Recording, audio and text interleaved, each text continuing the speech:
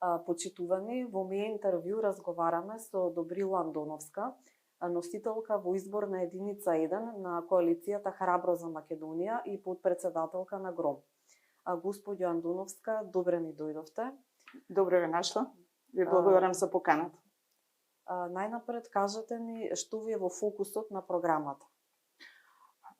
Знаете што, ние прво нашиот фокус е човечкиот фактор, човечкиот капитал во сите сфери на општеството, пред се во сферата на здравството, на образованието, на социјалните политики.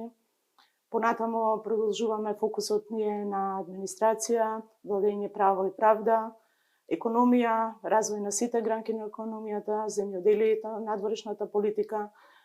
Програмата е обсежна. Мислам дека имаме и новини кои што не се опфатени како понуда, не се дадени како понуда од другите партии или коалиции. И ние како коалиција и лично сметаме дека ќе побудат големо внимание кај граѓани.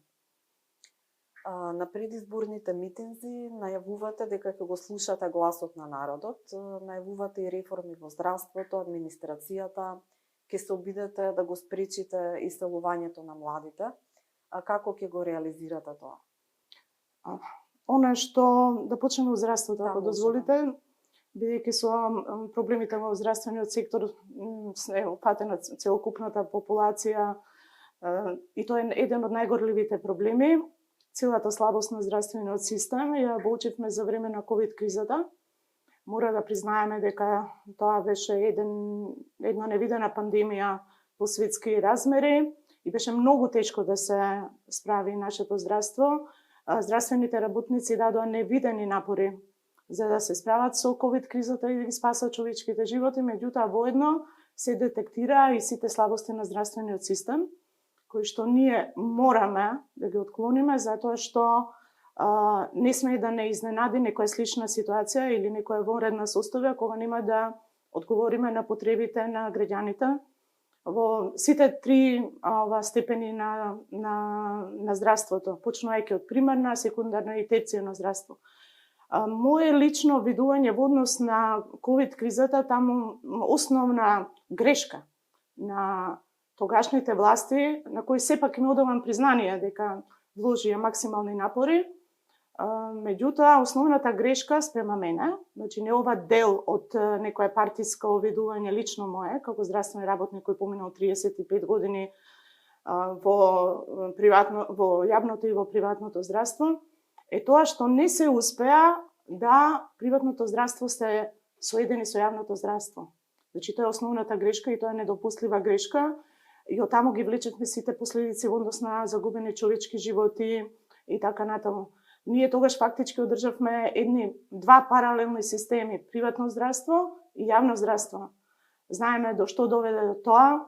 Доведе да луѓето се изложат на огромни трошкови, почнувајќи од лабораториите до приватните болници, кои што не најдоа за сходно да се понудат на јавното здравство, да бидат во служба на јавното здравство.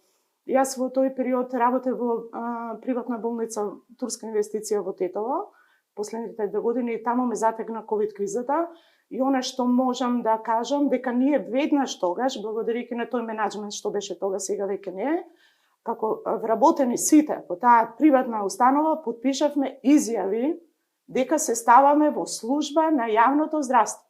Комплетно целата болница.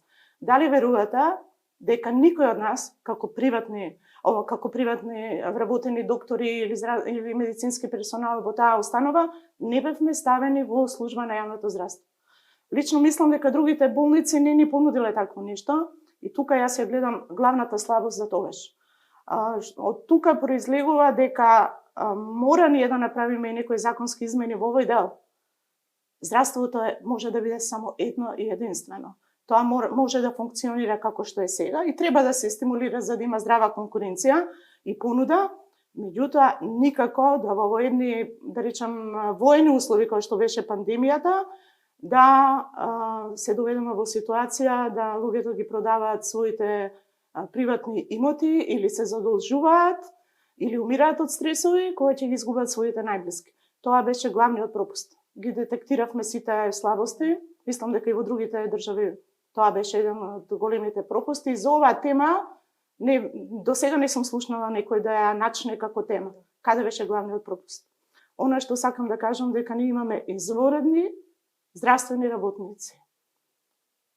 Како доктори, така медицински сестри со високо образование, со висше образование, се вкупниот здравствен кадар. Она што недостасува, тоа е добра организација, почитување на една хиерархија и вреднување спрема квалитетите во однос на образованието, искуството и вештините. Тоа нас ни недостасува. Не може да се дозволиме да нас министрите ни се менуваат секоја година или на 6 месеца или на 2 месеца. Не може да дозволиме да директорите кои што вообичаено треба да бидат најискусни доктори за да уживаат углед кај вработените и кај пациентите, меѓутоа исто така треба да бидат и добри менаџери, да ги менуваме како чорапи на секој 6 месеца. Така имавме случаи, еве ќе споменам, имавме случај на промена на директор на кардиохирургија, каде што ние благодарејќи на тој тим, создаден токму од тој професор, ние влеговме во историјата на трансплантација на срце, не само на Балканот, туку и во Европа, еден огромен исчекор. Тие се, значи, погрешните кадровски политики се тие што водат до поразителни резултати.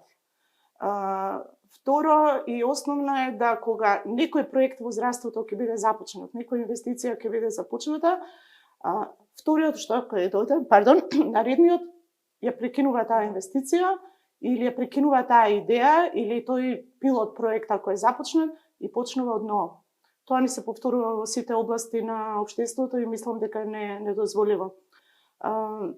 Каде би почнала со реформите во здравството? Би почнала прво со, како што реков на почетокот, со човечкиот капитал, со кадровскиот капитал, што треба да почне уште за време на студија на медицински факултет. Ние имаме во државата повеќе медицински факултети. Мислам дека многу треба да се внимава околу акредитација на било кои факултети, универзитети, особено од областа на медицината. Сепак квалитетот да преовладее. Апсолутно. Имаме, како што реков, одличен наставен кадар, меѓутоа не знам колку е максимално искористен во едукација на младите доктори. Деновиве е актуелно, а тоа се провлекува со години, статусот на приватните специјализанти. Тука би го додала и статусот на младите лекари кои што се на задолжителен стаж од 6 месеци. Иако морам да признам дека тие во времето на министерот Филипча прв пат добија месечна надокнада од 26.000 денари, зборувам на категоријата на приватни специјализанти, додека стажантите добиваат по некои символични 15.000 денари. Тоа е еден чекор голем напред, меѓутоа тие немаат здравствено осигурување.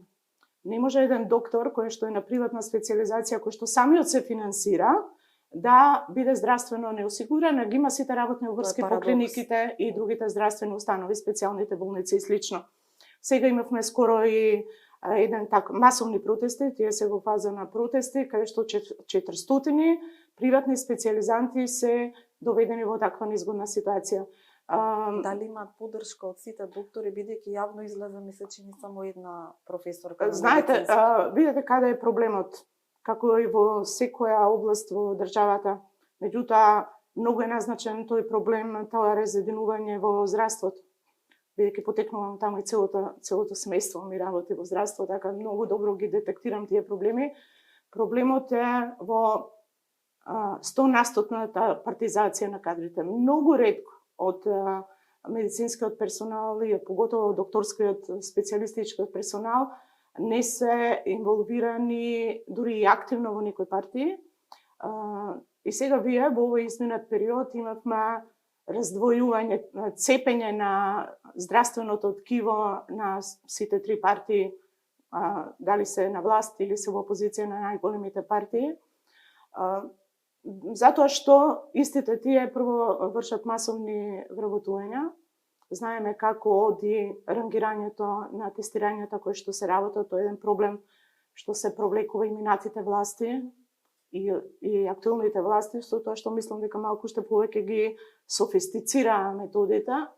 Така да, еве, ние како семејство сме жив пример во периодот на некои други власти, нашата ќерка со просек 9,47 на приватна специјализација чекаше на работа 6,5 години, затоа што мене лично ми паметеле некој прес кога јас сум зборувала за здравството, а сум била од некоја друга страна, на нив што не им се допаѓала. Сега во моментот имате 400 приватни специјализанти кои што ние не правиме ништо да ги задржиме овде.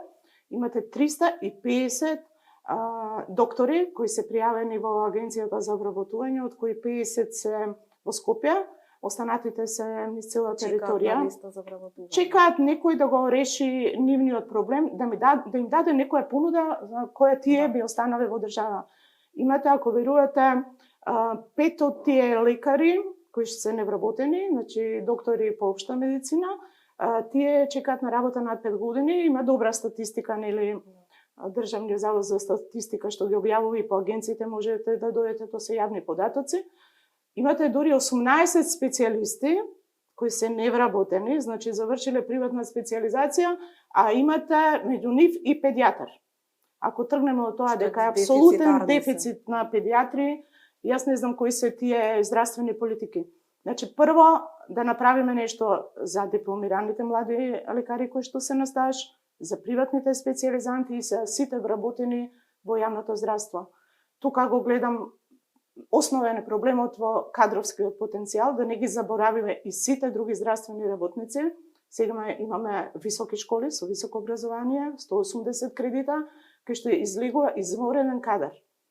Најголем дел од нив не се невработени и тие работат како со договори преку агенции за посредување при вработување, и тоа беше еден од проблемите што не се реши, им беше ветено негде, мислам, во јануар месец, 1117 здравствени работници кои што работат со години преку тие агенции за посредување на вработување кои што земаат минимална плата, соодветно на тоа колку што се движи во државата, не им е регулиран статус. Исто нема здравствено осигурување и тој конкурс не се... Значи, проблемите се многу комплексни. Да, фокусот во здравството пред се на младите лекари. Мора да им дадеме понуда. Да не зборуваме, морам да го начнам, обично велат, нели докторите се држат за платите. Меѓутоа, како вие, ако имате незадоволни здравствени работници, не зборувам за доктори, може да имате задоволни пациенти. Она што бројките се реферуваат се е многу интересно, што сите нешто нудаат, па некои нереални бројки, мислам со години тоа се прави, никој не им верува. И одговорно ви тврдам, пошто ги имам тие и дома одвработени и од наши пријатели, значи доктор кој што е на специјализација во јавно здравство има основна плата, втора половина, има основна плата од 38.000 денари. Мојот сопруг, кој што е началник, офталмолог, во 8 септември има основна плата и е пред пензија, има основна плата од 68.000 денари. Не дежура, што значи оние суми, не знам од 100, 120, 150, не знам кои суми ги вадат на медиумите, се прво неточни, може би важат за одредена категорија наставници, меѓутоа тие земаат, има двојно вработување од здравствената установа, од клиниката, пример, и вработување од медицинскиот факултет, па може би со тој наставен денар доаѓаат на таа сума. И, да речеме, ако се уклопени дежурствата, исто така на наставниот кадар и на раководителите, односно директорите на клиниките. Се друго е нереално. Ако имате ова реална плата, замислете колка е реалната плата на средно медицинскиот персонал. Значи, не една медицинска сестра со високо образование, со квалитетно високо образование, платата е нејзина основна плата негде над 30.000 денари. Мора да ги детектираме проблемите. Во сите три сектора на здравството, почнувајќи од примарното здравство, знаеме што се случува со вакцинациите, мораме да го сузбиеме антиваксерството. А тука голема улога има здравствените работници. Не можеме тоа да го оставиме на некои невладени, да го оставиме можеби на некои медиуми кои што би имале некои други политики или на некои верски заедници и така натаму.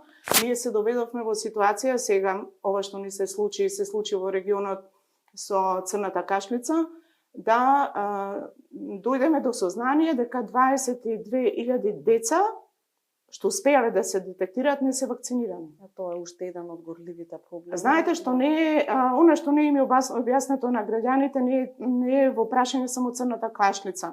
Имаме некои држави од истачниот блок затоа што таа е комбинирана вакцина, таа е поврзана со вакцинацијата спрема дифтеријата. Дифтеријата го напаѓа грлото, ама го штетува трајно, го слабува срцето и е неможно после тако ослабен срцев мускул да се доживее нормален век на живење. Никој тоа не го зборува во јавност. Како сме дојдени ние до вакво нешто? Значи, генерална слабост на примарното здравство. Нашите колеги ги добија од примарното здравство, си ја знаат работата, ја работат, меѓутоа во однос на вакцините, мислам дека затајле, дали е тука вината и на одвојување на педиатријата, специализациите на специализација. Нема доволно педиатри. Да, меѓутоа, видите, ако они се веќе во таа група да мора да се вршат таа работа, мора да се вршат. Ние имаме една општина како што е Шутел-Ризори, каде што имате најмалку познавања на најмала здравствена култура, имате најголем процент на вакцинација. Очигледно, тие доктори кои што работат таму добро си ја вршат работата. Огромни се слабостите. Да не зборуваме за неизграден клинички центар и така натаму. Еве да споменам, бидејќи тоа и ми беше домен и бев основач на првиот единствен центар за третман на изгореници 2000 година, кој што се затвори. Дали сме ние сериозна држава што немаме центар за изгореници? Значи, еден центар не постои на Балканот, да не зборуваме пошироко, кај што немате центар за третман на изгореници, некогаш во некоја форма без персонал што постојал во старата војна болница, потоа Џан Митрев го доби тој простор, меѓутоа никогаш не бил функционален. Прво е од стратешки аспект. Второ, имаме индустрија, имаме пожари, имаме хавари, немаме центар за изгореници, немаме центар за палијативна грижа на терминални пациенти кои што се наоѓаат во терминална фаза. Не еден, него минимум 3 треба да имаме на територијата на државата. Знаеме кај не завршуваат нашите блиски, кога ќе им биде животот во терминална фаза пред се малигните болести, меѓутоа не се тоа само возрастна категорија, нити се обезболени, нити се згрижени. Немаме центри за третман на диабетично стапало. Она што стои негде во некоја програма, тоа не е центар. Центар за хронични рани.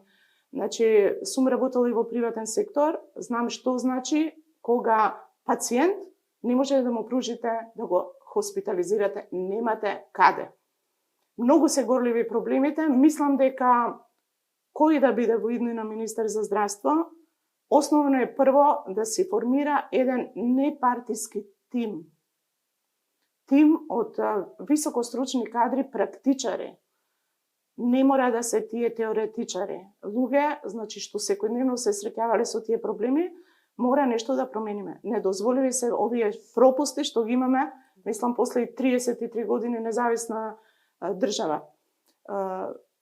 Да не зборувам за опрема, бевме сведоци дека се купуваат опреми кои што се скапи, се купуваат без потреба апарати, вакви или онакви, и се вели, да, тој центар го доби тој апарат. Никој не ја скенира состојбата, дали некој знае да работи, дали е некој стручен од секој аспект. Не е да го купите апаратот за да земете провизија. А немате, пример, основна ножица во хирургија. Значи, горливи се многу проблемите. Мислам дека, еве, со некој добар министар и со добар тим и со било која влада која што ќе има слух за ваквите проблеми на пациентите, дека ќе ви издигне на повисоко ниво. Да не заборавиме онкологија, уште чекаме развршница. Не сум сигурна дека е тоа така приказната како што се пласира, никогаш не сум за некои невистини да излегуваат во јавност, меѓутоа ради мир на самите пациенти, ради мир на вработените таму, ради мир на сите граѓани, еве јас сум била онколошки пациент, многу добро знам што значи кога ќе влезете во ходниците доле. Работи прекрасен персонал, меѓутоа нека се обелодени за да знаеме на што се. Ви благодарам за прашањето, мислам дека многу ќе ги интересира граѓаните. Како лекар по професија, неудамна кажавте дека иницијативата Отворен Балкан е добра, особено за миграција на медицинскиот персонал, и го критикувавте актуелниот министер за надворешни работи Османи, кој што сака да предложи земјава да излезе од оваа иницијатива. Дали треба да излеземе од Отворен Балкан? Кој е вашиот став? Апсолутно не. Поготово во оваа преодна фаза, нели влезот на Европска унија кој што го очекуваме, се надеваме дека ќе биде кога тогаш, што побрзо тоа подобро, да не живееме во некој меѓупростор. Меѓутоа е добар, освен за економијата, размена, трговска, царини и така натаму, побрзо движење, транспорт. Апсолутно е битен и за здравството. Зашто да нема циркулација на кадри, на дефицитарни кадри? Да ги оставиме тука на барем Балканот, ќе да бидат, не ни знаете што ми е поинтата? Барем ќе бидат легализирани, легални. Она што заборавив да го напоменам, во здравството, ама овде ќе го споменам. Нас ни мешетарат доктори, специјалисти од повеќе земји, не само од Балканот и подалеку, европски земји, кои што не се лиценцирани овде. Би требало идната влада да се позанимава со овој проблем. Не станува збор за високостручни кадри кои што се лиценцирани, кои што имаат соодветни законски договори. Апсолутно ги поддржувам тие, поготово во области кои што се дефицитарни, кои што се пренесува наука и така натаму. Тоа е веќе на ниво на соработка на болници и клиники. Може да биде и во јавното и во приватното здравство. Меѓутоа, шетање на доктори за кој квалитет не сме слушнале ние во државата, кои доаѓаат да си го наполнат джепчето, кои што работат со подпис на колеги кои што се вработени во тие установи, мислам дека ова е еден од горливите проблеми и страшен проблем. Кажете ми, каков е ставот на ГРОМ и коалицијата Храбро за Македонија за уставните измени, односно за внесувањето на бугарите во уставот? Повеќе пати е изнесен ставот.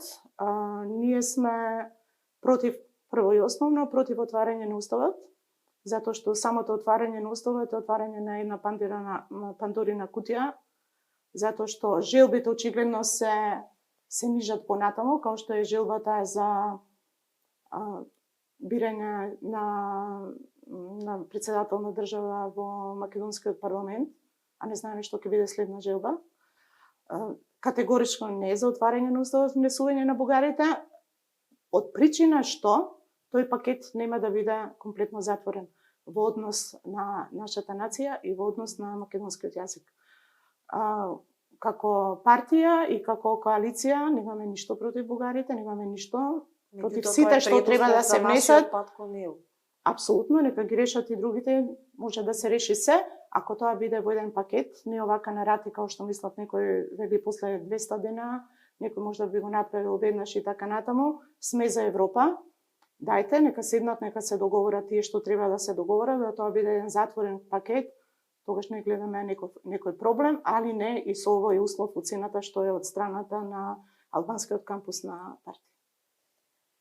Дали очекувате влез во парламентот и колку мандати очекувате дека ќе освоите, со оглед дека сегашниот изборен модел не е поволен за помалите политички партии? Апсолутно не е поволен и тоа им одговара само на големите партии. Еве, некои од помалите партии кои што сега имаат своји пратеници, изјавија на минатите избори за колку пратеници им се скратени мандатите. Токму поради тоа што не е една изборна единица. И мислам дека овој модел нема долго време да биде променен, затоа што секогаш го диктираат големите партии, што не е пред се демократски. Да, очекуваме наши пратеници. Не би сакала да шпекулирам со бројката, затоа што ние како партии, кои што сме во оваа коалиција, не сме големи, меѓутоа имаме голема група на своји поддржувачи и како партии, и нашите лидерства, и како политиките кои што ги застапуваме наназад со години, и ова е можност да се каже како би делувале понатаму. Да, очекуваме, колкав ќе биде бројот зависи од гласачите, кои што ќе ни дадат довербата. Се надевам дека ќе бидеме значаен фактор да носиме крупни одлуки и да бидеме дел од извршната власт, да одлучуваме. меѓутоа не по секоја цена. Ако треба да бирате со која партија да влезете во коалиција, дали попрво би влегле во коалиција со СДСМ или со ВМРО-ДПМН? Со сите кои што нема да ги поддржат останалите измени на овој начин како што се дадени во моментот. Ако има некои модификации, да се исполни тоа што го бараме, да се затвори комплетниот пакет, тогаш би влегле, меѓутоа преферираме да останеме и опозиција, ако не се согласуваме со генералните политики. Дали ќе коалицирате со албанска политичка партија која условува коалиција под услови председателот да се бира со двотретинско мнозинство во парламентот? Каков е, веќе кажавте? Веќе кажав дека, меѓутоа не сакам да бидам погрешно разбрана. Ние сме, доаѓам јас првенствено и мојата партија е една граѓанска партија, мултикултурна, мултинационална, мултиконфесионална. Значи, ние и на нашите листи имаме албанци. Не за тоа да листите не бидат разнолики, него затоа што ние таква политиката на партијата од првиот момент на основање од 2013 година. Ние живееме заедно, не треба да живееме паралелни светови. Во моментот, паралелните светови се